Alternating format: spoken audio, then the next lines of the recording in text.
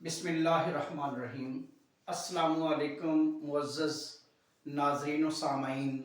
आप देख रहे हैं मेरा उर्दू का मुसाफिर प्रोफेसर राना अल्ताफ़ के साथ यूट्यूब चैनल।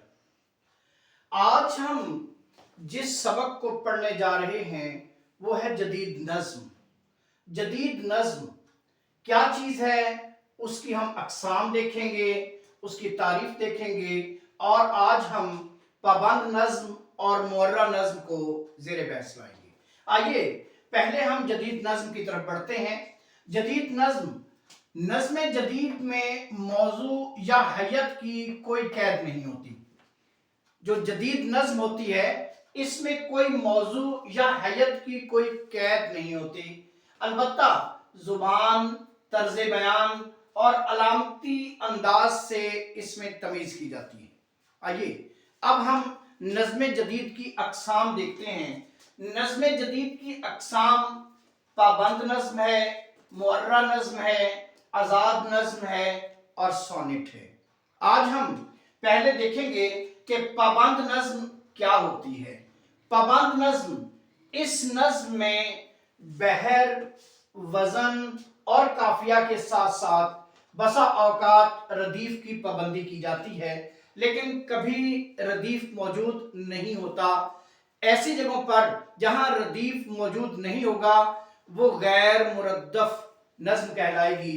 मौजू की कोई कैद नहीं होती। ये नात भी हो सकती है, ये कसीदा भी हो सकता है, ये मसनवी भी हो सकती है, ये किसी भी सूरत में लिखी जा सकती है। पाबंद नज़्म किसी भी हैयत में लिखी जा सकती है।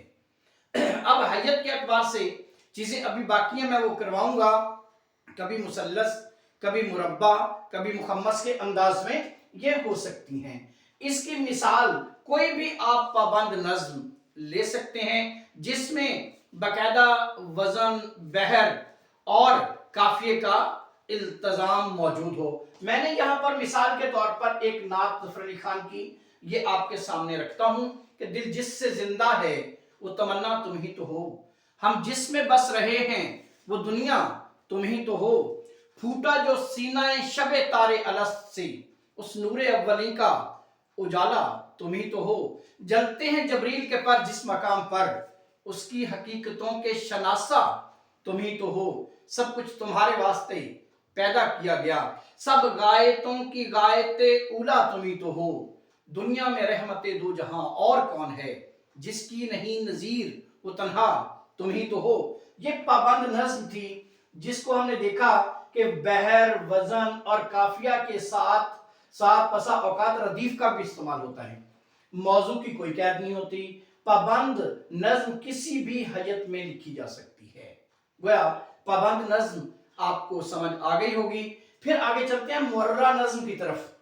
मुअर्रा नज़्म ये अंग्रेजी से उर्दू में आई है और अंग्रेजी में इसे ब्लैंक वर्स कहते हैं। मुअर्रा नज़्म को ब्लैंक वर्स कहते हैं। मुअर्रा के मानी है आजाद हर एतबार से। अब यहां देखेंगे मुअर्रा नज़्म में रदीफ काफिये का ख्याल नहीं रखा जाता। रदीफ काफिये का ख्याल नहीं रखा जाता, अलबत्ता आम तौर पर इसके मिसरे बराबर होते हैं, यानी कि इसमें रदीफ काफिये का कोई ख्याल नहीं रखा जाता। एक मिसरे में जैसे आजाद है, फिर उसके मुताबिक दूसरा मिसरा आ गया, लेकिन उसमें रदीफ काफिये का ख्याल नहीं रखा जाएगा, पाबंदी नहीं की जाएगी। इस एतबार से इसे हम ब्लैंक वर्स मुअर्रा नज़्म कहते हैं। इसकी मिसाल मैं आपको रम्ज की सूरत में जॉन एलिया की लिखी हुई एक नज़्म सुनाता हूं कि तुम जो आओगे तो खोया हुआ पाओगे मुझे, मेरी इन आंखों में ख्वाबों के सिवा कुछ भी नहीं। तुम जो आओगे तो खोया हुआ पाओगे मुझे, मेरी इन आंखों में ख्वाबों के सिवा कुछ भी नहीं। मेरे कमरे को सजाने की तमन्ना है तुम्हें, मेरे कमरे में किताबों के सिवा कुछ भी नहीं। इन किताबों ने बड़ा जुल्म किया है मुझ पे, इनमें एक रम्ज है और रम्ज का मारा हुआ जहन मुजदाए शर्ते अंजाम नहीं पा सकता, जिंदगी में कभी आराम नहीं पा सकता। ये थी हमारी रम्ज जॉन एलिया की लिखी हुई नज्म, जो कि ब्लैंक वर्स की एक मिसाल थी। आज हमने नज्म जदीद में पाबंद नज्म और मुअर्रा नज्म को देखा। अगले लेक्चर में आप देख सकते हैं कि हम नज़्म आज़ाद की तरफ चलेंगे। आज़ाद नज़्म होगी और सोनेट होगी। अजीज तलबा, अगर आपका कोई सवाल पाबंद नज़्म या मुअर्रा नज़्म के बारे में है तो आप सवाल कमेंट्स में कर सकते हैं।